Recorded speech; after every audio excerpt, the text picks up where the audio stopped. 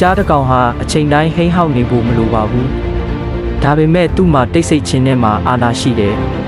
တည်ငြိမ်ခြင်းနဲ့မှာတိတ်ခါရှိတယ်ပြီးတော့ကိုကကြီးမြတ်တယ်ဆိုတာကိုတက်တည်ပြဖို့ဘသူ့ကိုမှလိုက်လံနှိပ်စက်နေစရာမလိုပဲသူ့ရဲ့ယက်တီချက်ရှိပါတယ်လူတွေလည်းဒီလိုပါပဲဘလောက်ပဲခွန်အားကြီးပါစေတော်ပါစေရဲရင်ပါစေ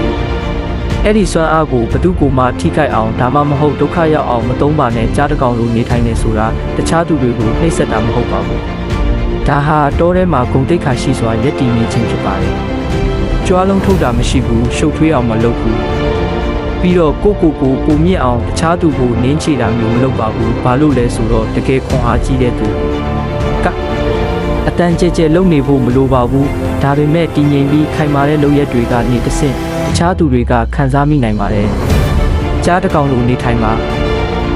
ကိုတိပါတာဝန်ကိုတိပါဘဲအချိန်မှာငြိမ်သက်တဲ့နေဆိုတာကိုတိပါဒါဟာတိတ်ခါရှိတဲ့လူတစ်ယောက်ရဲ့စစ်မှန်တဲ့စွမ်းအားပါပဲ